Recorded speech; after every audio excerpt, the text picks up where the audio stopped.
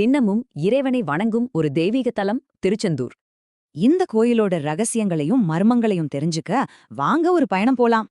தமிழ்நாட்டுல தூத்துக்குடி மாவட்டத்துல இருக்கிற திருச்செந்தூர் முருகன் கோவிலுக்கு உங்களை வரவேற்கிறோம். இது முருகனோட அறுபடை வீடுகள்ல ரொம்ப முக்கியமான இரண்டாவது படை வீடு.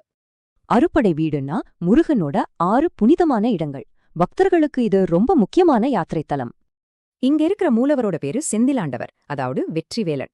இந்த இடத்துலதான் முருகன் சூரபத்மன்கிற அசுரனை வதம் செஞ்சாரு. சூரசம்ஹாரம்னு சொல்ற அந்த தெய்வீக வெற்றி இந்த கடற்கரையில தான் நடந்துச்சு. அதனாலதான் இந்த இடம் தீமையே நன்மை ஜெயிக்கிற ஒரு சக்தி வாய்ந்த இடமா பார்க்கப்படுது.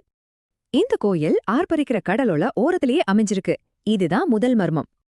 அப்படி இருந்தும் ஏன் ஒரு தடவை கூட கடல் தண்ணி கோயிலுள்ள போனதில்ல? இது இன்னைக்கு வரைக்கும் யாராலையும் விளக்க முடியாத ஒரு தெய்வீக அற்புதமா இருக்கு. உப்பு தண்ணி கடலுக்கு பக்கத்திலேயே நாழி கிணறுன்னு ஒரு சின்ன புனித கிணறு இருக்கு. சுத்தி உப்பு தண்ணி இருந்தாலும் இந்த கிணத்து தண்ணி மட்டும் எப்படி இவ்ளோ இனிப்பா இருக்கு? டச்சுக்காரங்க முருகன் சிலைய திருடுனப்போ கடல்ல பயங்கர புயல் வந்துச்சு. பயந்து போய் சிலைய கடல்ல போட்டாங்க. இங்க வந்து வேண்டிக்கிட்டா எந்த பிரச்சனையும் தீரும்னு மக்கள் ரொம்ப நம்புறாங்க. அதனாலதான் தினமும் ஆயிரக்கணக்கான பக்தர்கள் இங்கே தரிசனத்துக்காக வராங்க. வருஷா வருஷம் நடக்கிற சூரசம்ஹார விழாவுக்கு நாடு முழுவதிலிருந்து மக்கள் வருவாங்க. அதனால இது வெறும் கோவில் இல்ல, இது ஒரு அதிசயம், ஒரு சக்தி, ஒரு நம்பிக்கை. திருச்செந்தூரை நேர்ல பாக்குறதே ஒரு அனுபவம்தான்.